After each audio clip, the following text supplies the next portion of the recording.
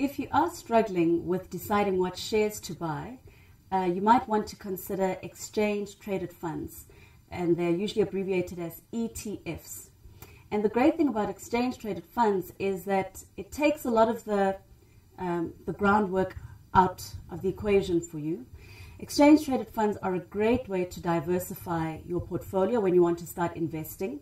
Also, they tend to be more cost-effective than buying individual shares, because buying one exchange-traded fund gives you exposure to a basket of shares or an index of shares. So it's a great way for you to get started. The great thing about them is that obviously they're JSE listed, which means that you can buy and sell them just like any other share. As I mentioned, they're cost-effective.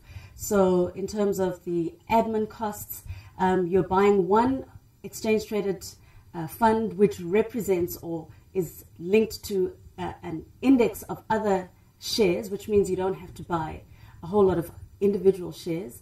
And also it's a great diversification tool. So for instance, if you had to buy an ETF that references the FTSE Top 40, you'd have exposure to the top 40 companies in the JSE just through that one ETF.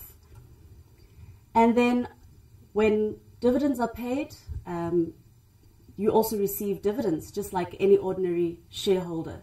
So it is definitely something that you should consider if you're still not sure how to go about deciding which shares to buy.